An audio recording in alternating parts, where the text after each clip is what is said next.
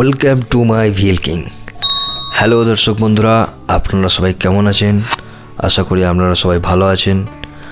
আজ আমি যাচ্ছি পাথরচাপুরি দাতা বাবার মাজার শরীফ।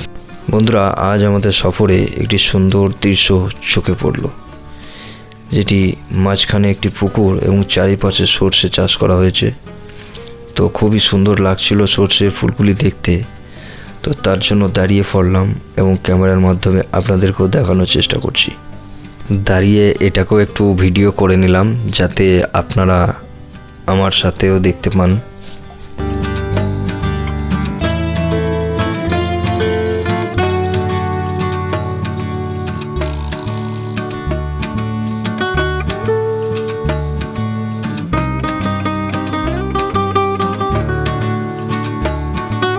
তাহলে চলুন বন্ধুরা, এখান থেকে এবার এগোনো যাক।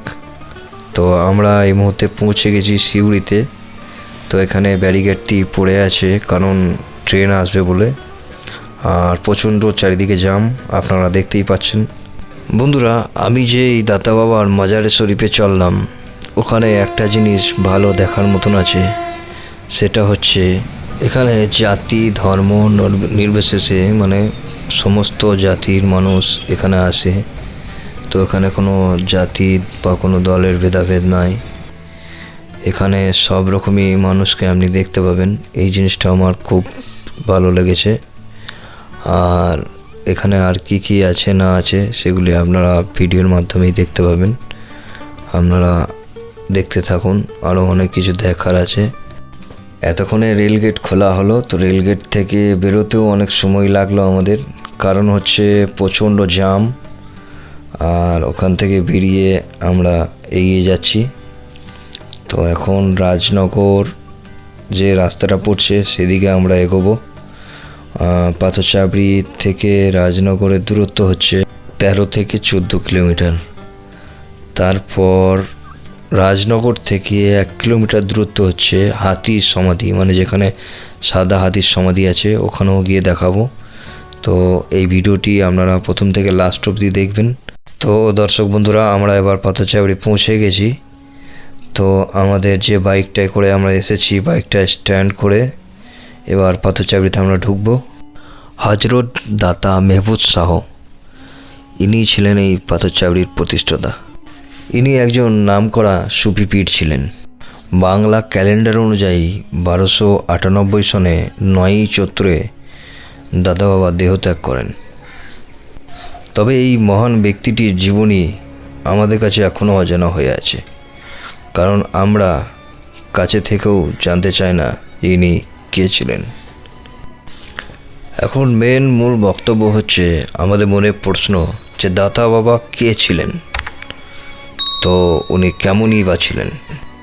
গলায় যজ্ঞের উপবীত এবং হাতে দরবেশের মালা এবং শরীরে হিন্দু মুসলমানের আভূষণ। বিভিন্ন জায়গায় ভ্রমণের শেষে ইনি পাথরচাবড়ি গ্রামে আসেন। তো এখানকার পাথরচাবড়ির বাসিন্দারা এনাকে নিজেরা আপন করে নেয়, এখানে বসবাসে এনাকে স্থান দেয়। দাদা বাবার অদ্ভুত ক্রিয়া ছিলেন, সেইগুলি দেখে মানুষ অনেক প্রভাবিত হতেন। দাদা বাবা পাথরচাবড়িতে এসে এখানকার মানুষদের অনেক দিক থেকে জীবন বদলে দিয়েছে এবং দূর দূরান্ত থেকে অনেক মানুষ আসতেন ওনার কাছে অনেক অলৌকিক সাহায্য পাওয়ার জন্য। দাদা বাবা দীর্ঘ দাড়ি এবং দীর্ঘ বাহু বিশিষ্ট হাসমুখ চেহারার মানুষ ছিলেন, যেটি দেখে মানুষ খুব আকর্ষিত হতো। দাদা বাবার মাজার শরীফে পশ্চিমবাংলা ছাড়াও দিল্লি, ঝাড়খণ্ড, বিহার, এমনকি উত্তরপ্রদেশ, রাজস্থান, এমনকি বাংলাদেশ থেকেও অনেকজন আসেন এখানে। এমনকি কিছু প্রতিবেশী দেশেরও লোককে আসতে দেখা গেছে এই পবিত্র স্থানে। দাদা বাবার লঙ্গরখানা থেকে কয়েক লক্ষ মানুষের খাবারের আয়োজন করা হয়। এখানে হিন্দু মুসলিম সব ধর্মান্তরী লোকেরা আসে।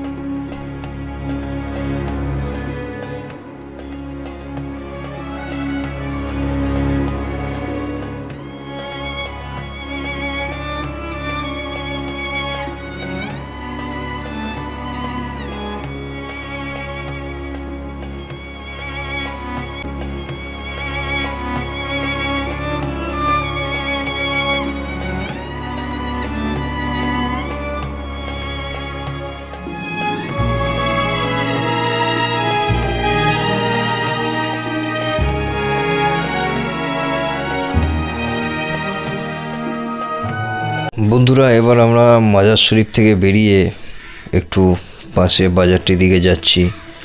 ওখানে আমরা কিছু খাওয়া দাওয়া করে তারপর আমরা বেরিয়ে যাব রাজনগর রাজবাড়ির দিকে। তো চলুন আমাদের সাথে, এখনও অনেক কিছু দেখার আছে। পুরো ভিডিওটি দেখতে থাকুন, অনেক কিছু রোমাঞ্চকর জিনিস আপনারা এখানে দেখতে পাবেন।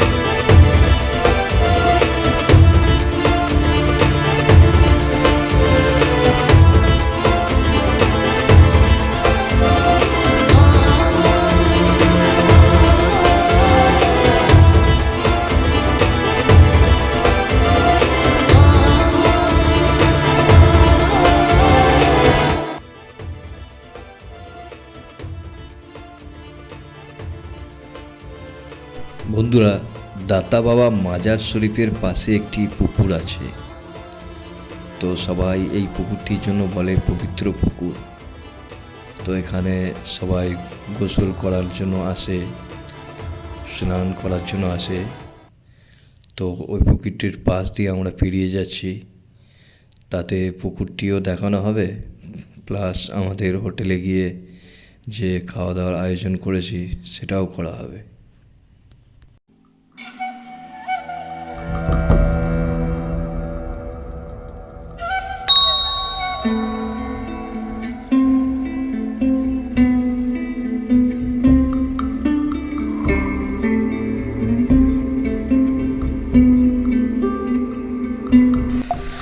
তো দর্শক বন্ধুরা, অবশেষে আমরা একটি হোটেলে পৌঁছে গেছি। তো এখানে আমি আমার বন্ধু দুজনে এসে খাবারের অর্ডার দিলাম।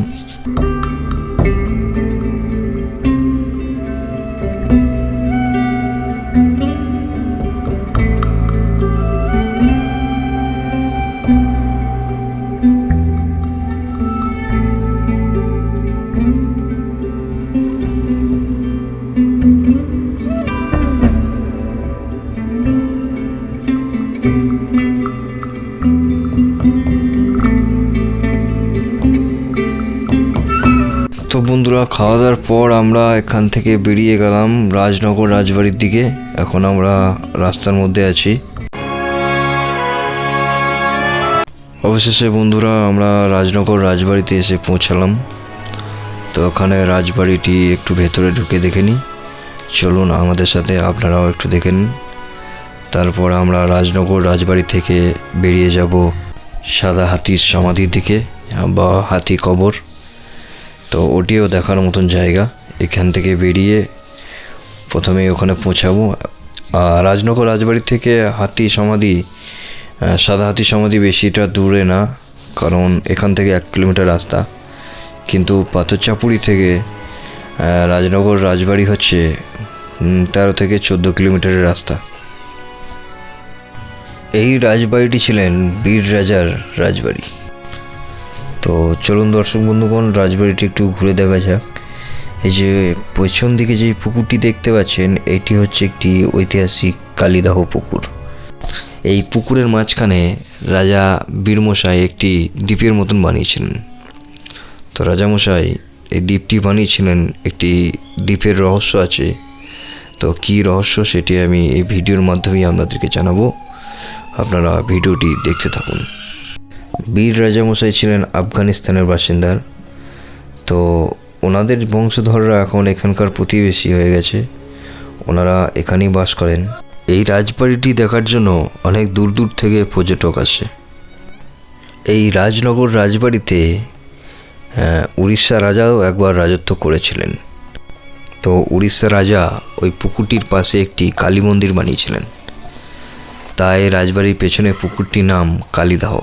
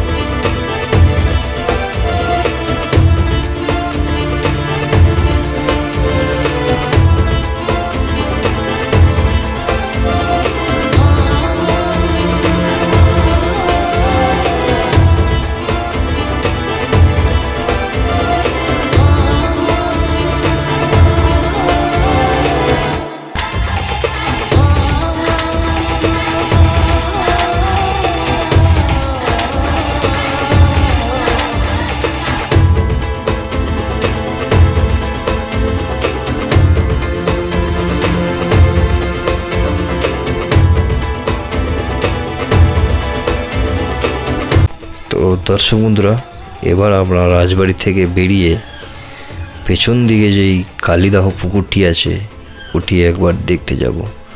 তো পুকুরের মাঝখানে একটি দ্বীপ বানানো হয়েছে, দ্বীপাকৃতি। ওই দ্বীপাকৃতি যেই কাঠামোটা দেখা যাচ্ছে ওটি হচ্ছে হাওয়া মহল।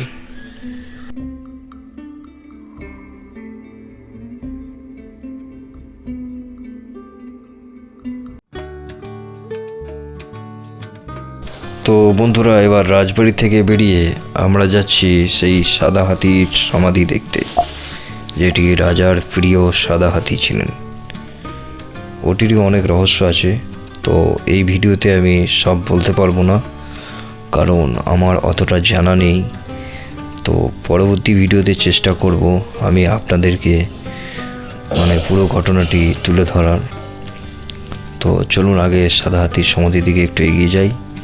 সাদা হাতির সমাধি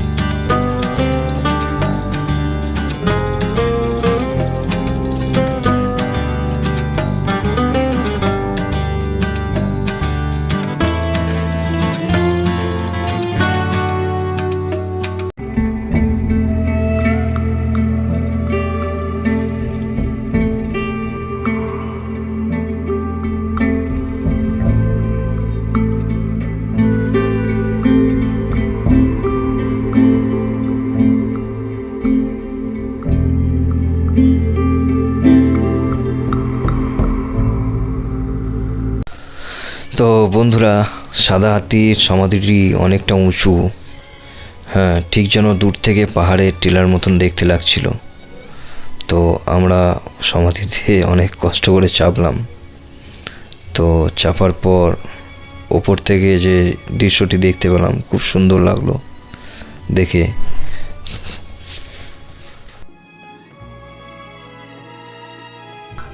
আমার বন্ধুটি কোন দিকে চাপবে খুঁজে পাচ্ছে না। আমি তো সেইভাবেই হোক উঠে পড়লাম। তো ও চারিদিকটি ঘুরে তারপর আমি যেদিকে চাপলাম ওই দিকেই চাপার চেষ্টা করছে। অনেক বাচ্চা ছেলেরাও এখানে খেলা করছে। এখানকার গ্রামে যে বাসিন্দারা আছে এখানে আসে খেলা করে। তো জায়গাটি খুবই সুন্দর, হ্যাঁ, দারুণ সুন্দর।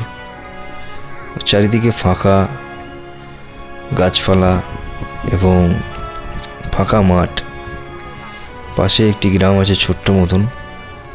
তো ওখান থেকে কিছু পড়ার ছেলেরা আসে যারা এখানে খেলা করে।